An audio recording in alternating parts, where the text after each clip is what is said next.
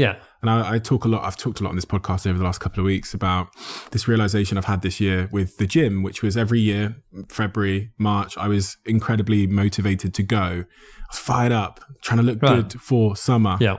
And then obviously once you look good and summer has ended, it's almost like you've lost your anchor, right? So like you get into September and the why which made you go and to think consistently every day has evaporated, and I can't get myself to go to the gym in October. Like, right, you look in great shape for it. This was the year. This is the year I realized. So this was the year I realized, and this was the year I bucked the trend for the first time in my life, because I realized that I thought to myself every single year, I do it for this period, and then I stop.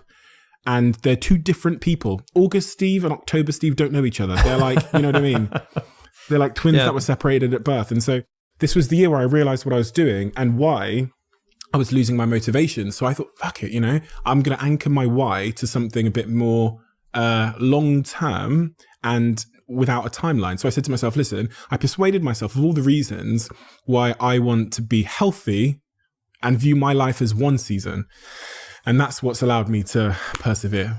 And also, I got a bit pissed off with myself. I thought, you're really like that, like, weak. Like, do you know what I mean? Like, you're that vain and you're like, but so. Yeah. Do you know, I always think that consistency of mind comes from understanding the intrinsic quality of our decision-making processes. And I say that a lot to people in sport and in business. So, you can make a good decision and have a really bad outcome. You can make a bad decision and have a good outcome. And this is why I've worked with leadership teams who have confused luck for genius. Made a really bad decision, got a great outcome. Markets have changed, competition's done something, something's just worked in their favor. So it's really important for us to not judge our decision making by our outcomes. And we often do. So we'll say this is a good decision because it resulted in this, or this is a bad decision, it resulted in that. And we can only understand the outcome retrospectively. So it's wrong to measure our decisions by the outcomes. And then we need to go back to how we made a decision in the first place. And once we start to understand the intrinsic quality of our decision-making process, we can become more consistent in how we make decisions and therefore have more control over those outcomes. So I think that, two things. I think that, and we'll use you as the example here, Steve, that consistency of mind will come from knowing how we make decisions. And understand that we put our weight into evidence, how much we use prejudice and bias and opinion, whatever it might be. But let's understand how we make decisions. And in that way, we can be consistent in how we apply our logic and thinking and feeling, try and determine some best outcomes. And then the other thing, as you've just positioned, is reframing. Let's stand back and create some time and space to understand why we do things and why we don't do things. Now, I always say that the people who are most successful, and I've had the pleasure of working with 6 sports people who got to number 1 in the world, I can guarantee you the one thing they had in common was that they never made big changes, and it was small changes. So I'm a big believer in the 1 degree of change. If you take 2 parallel lines and you move one by 1 degree, it may not seem much at first, but there's a really big difference between where you start and where you end up.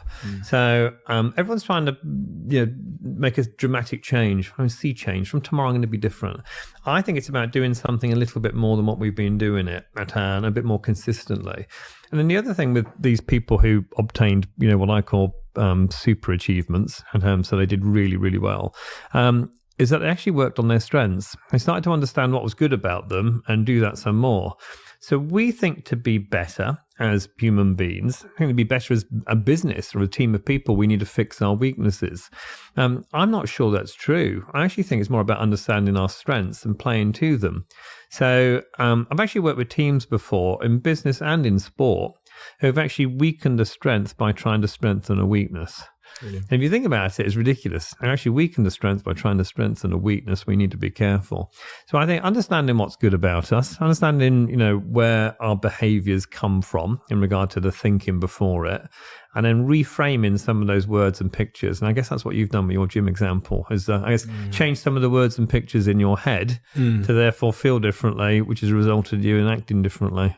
Yeah, and I really, I was valuing intensity over consistency, and intensity wasn't sustainable, right? So I was going through the summer, to the gym 2 times a day. I was starving myself, eating things that I didn't want to necessarily eat.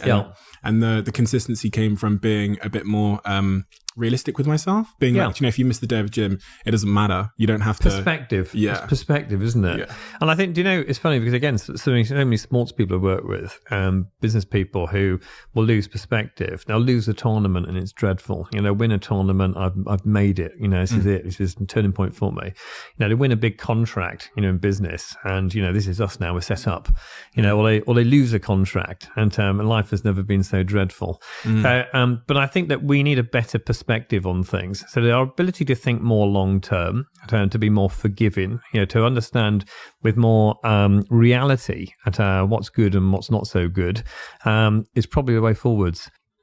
And in terms of responsibility, it's a topic that's consistency is a topic I've been so fascinated about over the last year, as I've reflected and has been sort of introspective about the things I've been able to achieve, whether it's getting millions of followers on social media, or whether it's growing my business or going to the gym. It seems that the very ironically consistent theme across all of them was consistency. It was being able to perform X habit for a long period of time. Yeah. And then you have the eighth wonder of the world shows up and things start compounding in your favor very quickly, usually. But the other term that I've been fascinated with is responsibility. And as I started out as an 18-year-old kid, dropped out of university, disowned by my parents, no money at all. And one of the things that I noticed as I look back on 18-year-old Steve versus a lot of other people that I see that are living in the same shithole area I was living in and stealing pizzas like I was stealing them, was they don't take responsibility for their situation.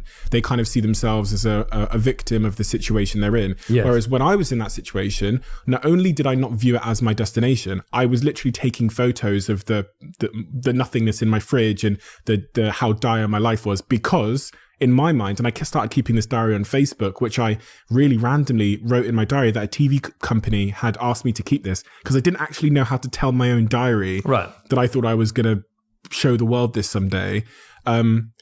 I didn't see it as my destination, and I took full responsibility of my circumstance. It wasn't anyone's fault but my own, and I was going to change it.